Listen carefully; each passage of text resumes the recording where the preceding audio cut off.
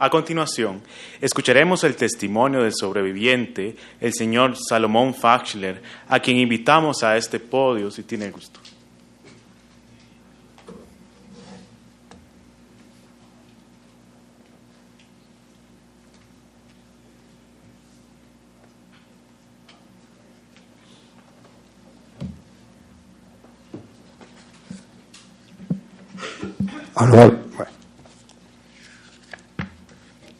Buenos días a todos, distinguidos miembros de la mesa que presiden este acto.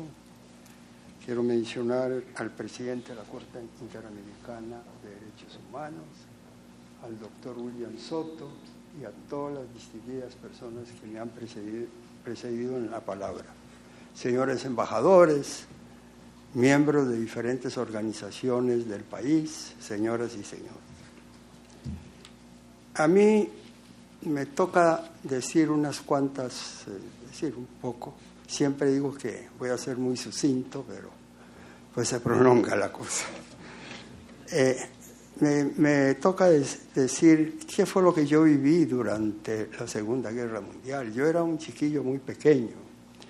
Ahí hay una fotografía que todavía no, dejémoslo. Y les voy a contar brevemente. Yo nací en una ciudad que se llama Ostrova, estaba como a 100 kilómetros de Varsovia, una ciudad media, no tenía como nada especial salvo una fundidora de acero. Había una comunidad judía muy grande, no se sabe exactamente si eran 20, 25 mil personas. La mayoría eran artesanos, zapateros, carniceros, qué sé yo, muchos sastres, algunos trabajaban en la agricultura. Bueno, y la vida era tranquila. Quiero hacer una aclaración aquí antes de continuar. Cuando hablo de Alemania y de alemanes, me refiero a la Alemania nazi, no me refiero a la Alemania antes de 1930, ni mucho menos de la Alemania después de mayo de 1945. Hoy en día Alemania es uno de los países más amigos del pueblo judío y del Estado de Israel. Entonces, yo era el más pequeño de la familia, y llegó un momento en que en mi casa se hacían reuniones y se estaba hablando de lo que estaba pasando en otros países, en otras ciudades, perdón. Hablaban de que los alemanes estaban matando a los judíos y enviándolos a campos de concentración. Como siempre hay escépticos. No todo el mundo creía en eso porque como los judíos no eran beligerantes en la Segunda Guerra Mundial, más bien los hicieron beligerantes. Entonces la gente no lo entendía. Pero un buen día el ejército alemán llegó a la ciudad. En los primeros 3 meses yo diría que no hubo nada, todo tranquilo. Ellos tomaron sus posiciones, no tenían gran injerencia con la población civil. Pero un buen día, en la madrugada, 4 o 5 de la mañana, aparecieron los buses, camiones con altoparlantes y que todo el mundo tenía que ir a la plaza. El que no, lo iban a fusilar, y así era. El que no iba, lo fusilaban. Todo el mundo fue. Yo salí con toda mi familia a la plaza. Lo que pasa es que en esa plaza el desorden era absoluto. Imagínense ustedes unas 30,000 personas en una plaza, con chiquitos, la gente gritando, empujando, los alemanes con los perros tirando encima, disparos, gente caía. Era realmente, parecía el fin del mundo. Lo bueno era que la gente que tenía que ir a hacer sus necesidades, ellos permitían que uno entrara a las casas que estaban enfrente de la plaza. Yo rápidamente me separé de la familia porque entre esos empujones era imposible mantenerse. Además que la gente tuvo la costumbre de llevar pequeñas valijas y tenían las manos llenas con productos. Bueno, salí una vez, entré a una casa, no vi nada especial, fui al baño. Los baños en Polonia eran como hace muchos años en Costa Rica, fuera de la casa. Entré, salí, volví. Después me volví a meter, encontré un baño con un ático, ahí me subí y de ahí no me bajé. No me bajé, me quedé dormido y al día siguiente la cosa estaba tranquila. Me fui por la calle paralela directamente hacia el bosque. En Polonia no hay montañas, por lo menos en la zona donde yo vivía. Todo es el refugio natural, son los bosques. Los alemanes respetaban los bosques porque sabían que era muy peligroso entrar a un bosque. Eran bosques muy grandes, árboles muy grandes, muy tupidos, y ellos respetaban eso. Entonces yo me metí al bosque, chiquillo, 5 años y algo.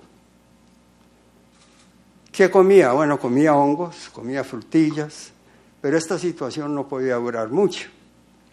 Rápidamente me hinché, me sentí enfermo. Ahora que soy médico, pues entiendo muy bien por qué. Pensionado ya, por viejo. Opté por regresar a la ciudad. No me quedó otro remedio, tenía que volver. Entré por la calle principal y vi que un grupo grande de gente judía era llevada a la fábrica. Y entre esa gente reconocí a uno de mis hermanos, que fue precisamente el que me salvó la vida a mí. Y cuando ellos entraron a la fábrica, yo me fui detrás y le dije a un policía, los policías eran polacos, no eran alemanes. Le dije, mire, llámeme a tal y tal persona. Y curiosamente me lo llamó. Mi hermano cuando me vio se asustó. Este señor, ¿qué está haciendo aquí? Bueno, me dice, vea, vaya al gueto. Ya había gueto. ¿Un gueto qué era? Era un barrio grande donde concentraban a todos los judíos siempre a la par del cementerio, ¿verdad? Para que las cosas fueran más fáciles. El policía le dijo a mi hermano, le dice, bueno, ¿qué es esto? Un chiquillo judío, ¿qué está haciendo aquí? Bueno, se quitó el reloj, se lo dio y ahí se arregló la cosa. Entrar al gueto no era difícil, lo difícil era salir. Entrar no, todo el mundo me vio y nadie me dijo nada. Lo mismo cuando iba para el gueto, había grupos de soldados. La mayoría de esos soldados no eran alemanes, eran ucranianos. Los ucranianos participaron mucho en la Segunda Guerra Mundial. No todos los ucranianos estaban con los alemanes, pero sí había un porcentaje importante. No nos olvidemos, por ejemplo, de Babi Yar, fusilamiento que se realizó ahí en las afueras de Kiev. Así que había de todo ahí en ese ejército. La cuestión es que entré al gueto y comencé a buscar a mi familia. No fue fácil, hasta que por fin alguien me dijo, mire, ahí como en el segundo o tercer piso, ahí viven los Fachler. Subí y efectivamente el que me abrió la puerta fue uno de mis hermanos. Yo quisiera, no está Hazel, a usted, pásenme la primera fotografía. Primera vez que traigo una fotografía. Vamos a ver. Esta es la primera. Esta es mi familia. Debo decir que la señora que está acá es mi tía. Resulta que mi mamá murió de muerte natural cuando yo tenía unos cuantos meses. Y ella era la que me cuidaba. Ahí está mi papá y los 6 hermanos. El más pequeñito soy yo. Y este que está aquí a la izquierda, el tercer hermano, es el que realmente me salvó a mí la vida.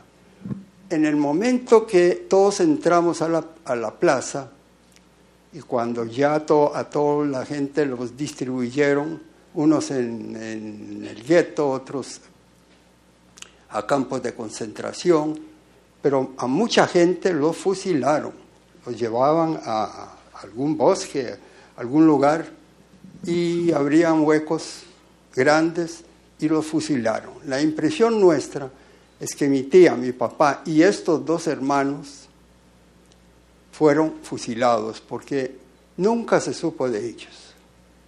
No estaba en el gueto, no hay ninguna referencia de que estuvieran en algún campo de concentración. Así que quedaban mis tres hermanos, el mayor, el que le sigue, el tercero y yo. En el gueto, estos tres decidieron ir a pelear, se transformaron en partisanos. Primero salieron los dos grandes, se despidieron de mí, me dijeron, no te preocupes, te vamos a venir a visitar, nunca más lo volví a ver. Murieron aproximadamente 6 meses antes de que finalizara la guerra. Este hermano, Shulim, que es Shalom, se fue, también se hizo partisano, pero estábamos en el gueto y él me dijo, usted quédese aquí, yo dentro de unos días vengo por vos. Ok, él se fue y efectivamente como a la semana regresó. Y me dijo, ahora sí, tenemos que salir del gueto. El gueto tenía, donde estaba el cementerio, había una parte más alta. Y como todos los cementerios, hay una valla. Entonces, había un acúmulo ahí de tierra que hacía más fácil subir a la parte alta de la montaña, de la valla, de la pared. Y del otro lado se encontraba un miembro de los partisanos que acompañaba a mi hermano. Eran como la 1 de la mañana. Me dijo, tenemos que arriesgarnos, usted primero baje y el señor aquel lo va a agarrar y después yo lo va a sostener y después bajo yo. Y efectivamente, eso fue lo que sucedió y a partir de ahí nos fuimos, como siempre, al bosque. Ya se puede.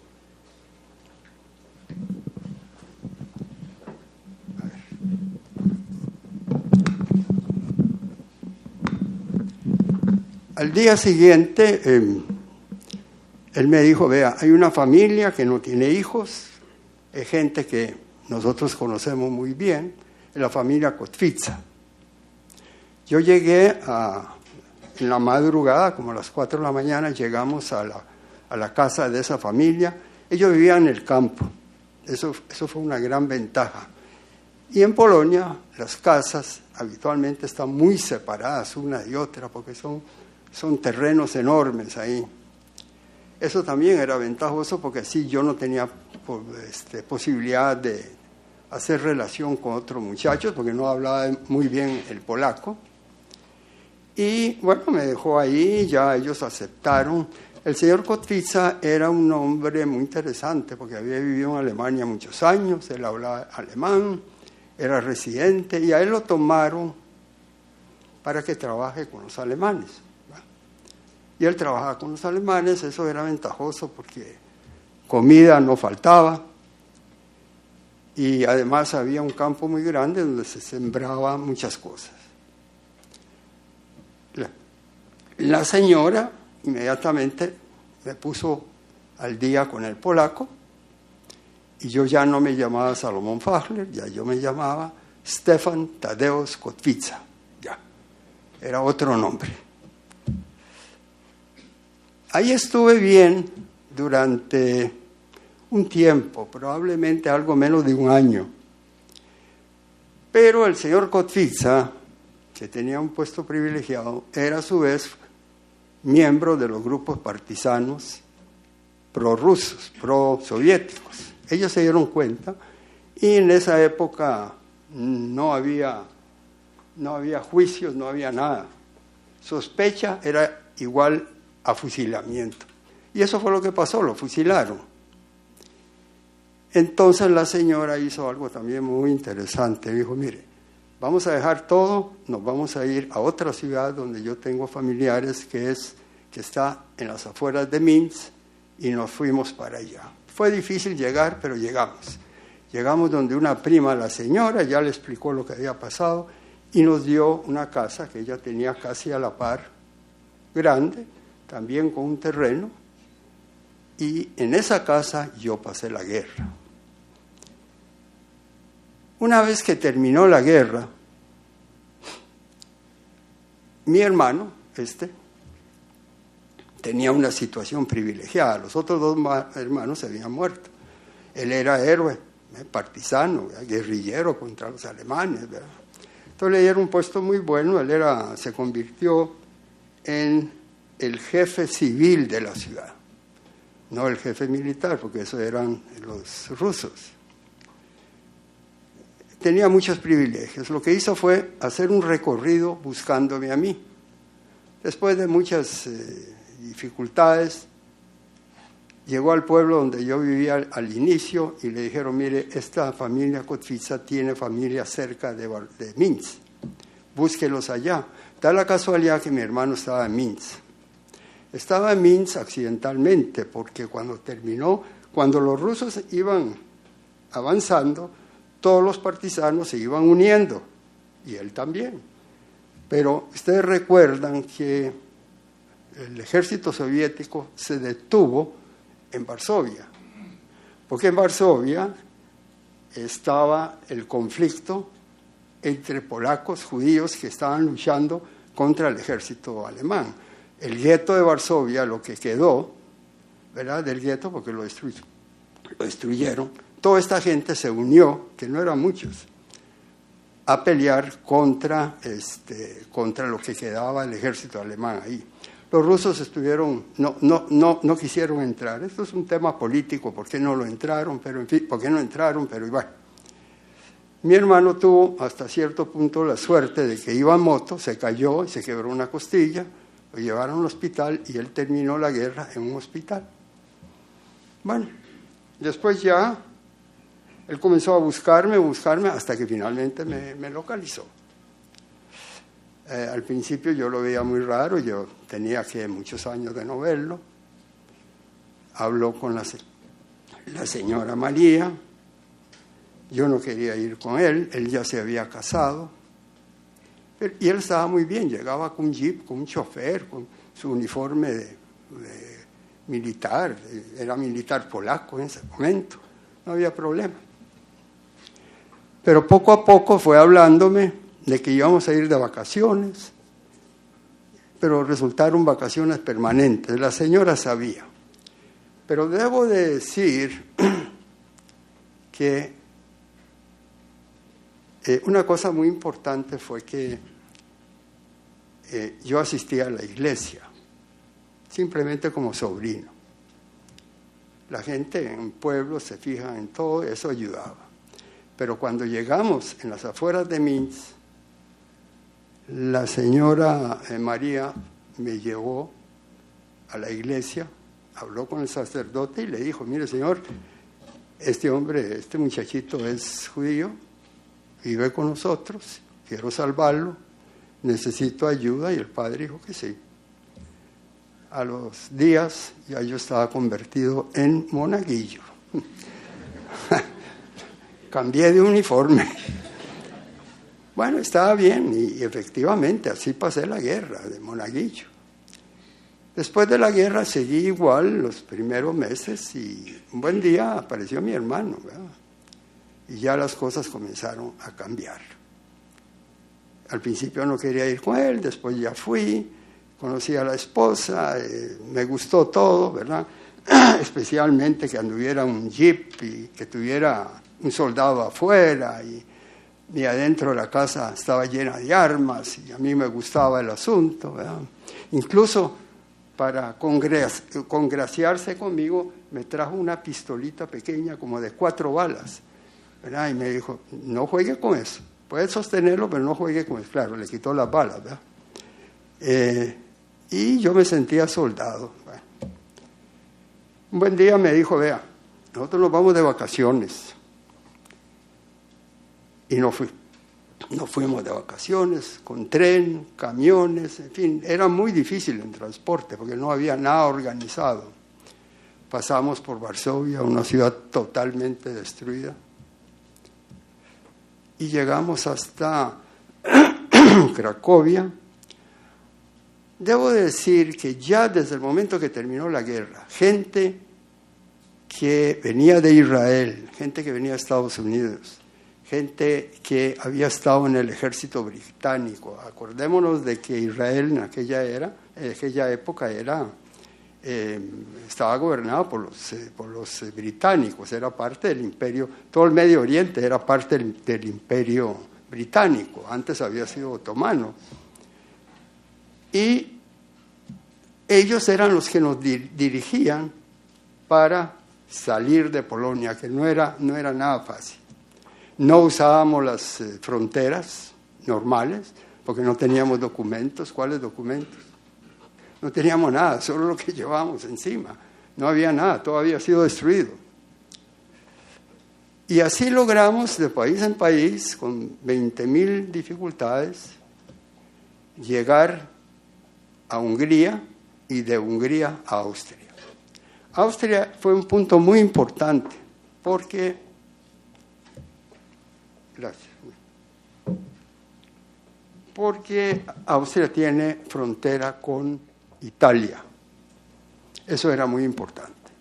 Pasar al lado, llegar a Italia era llegar a la libertad. Eso es así en 2 palabras. Ahí estaba el ejército norteamericano, estaban los ingleses también, pero fundamentalmente el ejército norteamericano. Pero había que hacer mucha cosa para llegar hasta Italia. En un momento dado, un grupo muy grande de gente, no es que éramos nosotros solos, eran grupos de 50, 100 personas que pasaban la frontera usando montañas, ¿verdad? Me acuerdo perfectamente, mi hermano iba adelante, yo iba de la mano con mi cuñada, éramos un grupo de 10, 12, había otros grupos a la par.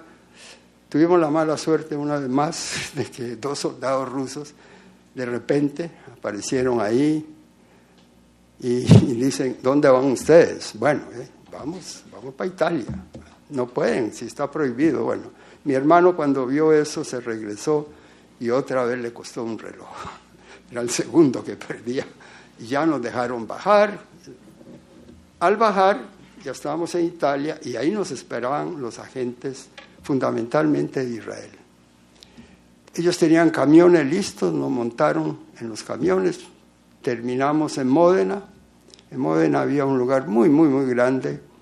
Yo creo que era un cuartel militar antes, enorme, gigantesco. Miles de personas estábamos ahí, no solo judíos, de todo lado, desplazados de todas partes. Estando en Módena, la gente que organizaba todo eso dijo, bueno, señores, los niños los vamos a llevar a un lugar que se llama Selvino, un lugar precioso, en los Alpes italianos, y ustedes se quedan acá. Me llevaron a Selvino, a mí y a otros muchachos. Yo era de los más pequeños, si no el más pequeño. Y llegamos a Selvino, que estaba en los Alpes suizos, una carretera así, hay unas fotografías que muestran la carretera porque es tremendo eso. Y nos encontramos con un colegio lindísimo, un colegio que tenía de todo, piscina, bajo techo, calentada, en fin, de todo lo que usted quería encontrar, ahí había. Resulta que ese colegio era de los niños de los altos oficiales del ejército italiano, como, qué sé yo, ministros, generales, etcétera. Enséñeme la segunda fotografía, por favor. Entonces ya en Selvino lo que nos enseñaban fundamentalmente era un poco de hebreo y nos estaban preparando para ir a Israel, que aquel entonces se llamaba todavía Palestina. Hacíamos ejercicios de tipo militar porque éramos chiquillos y yo les dije que quiero hacerlo breve, pero que va. Primer toque, como las corridas de toros. Bueno, llegamos ahí, estábamos ahí, desfilábamos con fusiles de madera y nos enseñaban a subir con unos mecates los árboles, en fin. Todo estaba perfecto, todo estaba muy bien ahí, pero eso no iba a durar mucho. En un momento dado nos devolvieron a Módena. Y resulta que en Módena fue un hecho bastante circunstancial. Uno de los amigos que conoció mi hermano, resulta que había estado en Costa Rica antes de la guerra. Él se fue a Europa a traer la familia, la mujer y los hijos murieron. Él de paso ya se había casado y venía para Costa Rica.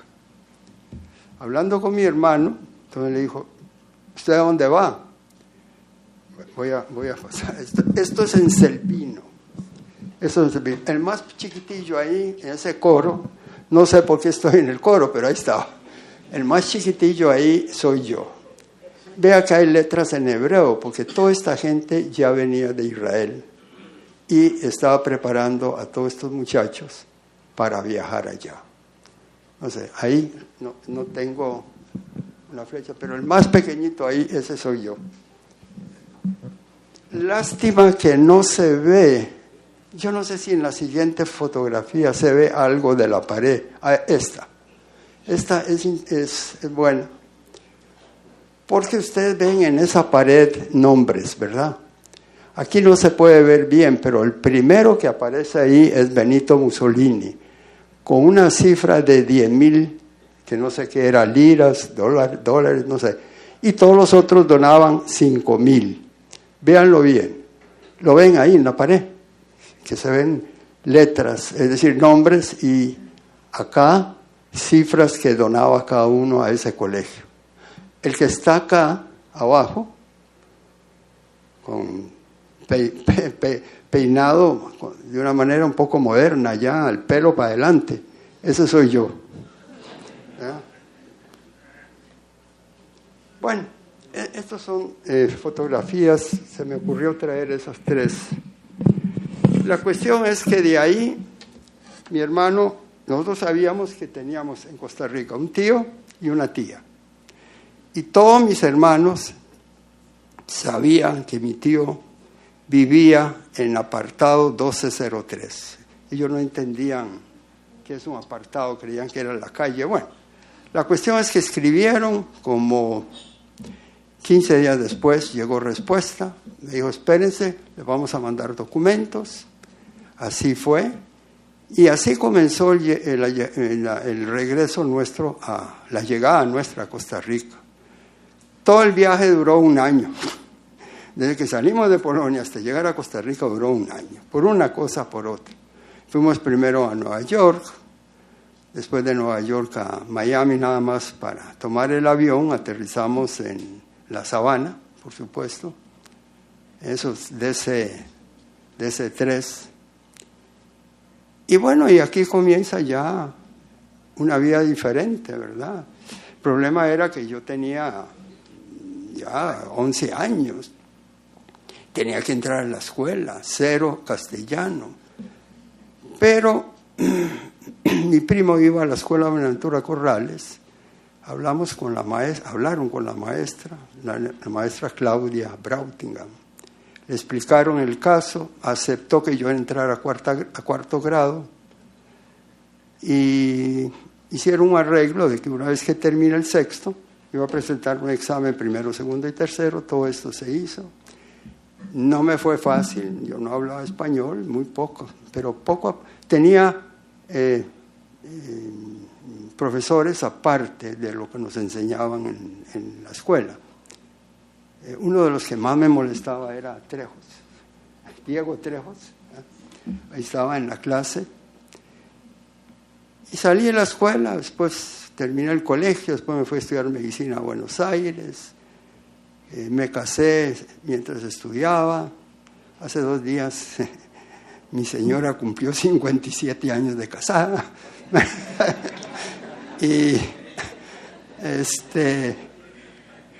Tenemos 4 hijos, 7 nietos, una bisnieta ya. Y bueno, como médico no terminé en la Argentina por las revoluciones y por tanto yo fui a México. En México me fue muy bien, rápidamente terminé la carrera, regresé, hice todo lo que hace un médico, me incorporé, fui a Servicio Social, Punta Arenas, Jicaral, Tambor, después en las unidades sanitarias, que ahora ya no existen, ahora son EVAIS. Y bueno, después entré al San Juan de Dios, hice el internado, residencia, y después volví a México, al Instituto de Cardiología, hice cardiología, nefrología. En 1969, un grupo grande de médicos, entre los cuales estaba yo, éramos 14, realizamos el primer trasplante de riñón en Costa Rica, 7 de diciembre de 1969. La señora le fue muy bien, perdió un poquito la audición porque los antibióticos que usábamos eran muy fuertes. La verdad que no sabía muy bien el manejo de esos nuevos antibióticos, pero vivió 21 años más, ella tenía 50, así que en aquel entonces, 71 años, era una edad muy buena. Yo diría que esto, pues para no hacerlo muy largo y ya me dieron 5 minutos, creo que usé 10, entonces mejor dejamos esto aquí. Muchas gracias por escucharme, muchas gracias a todos ustedes.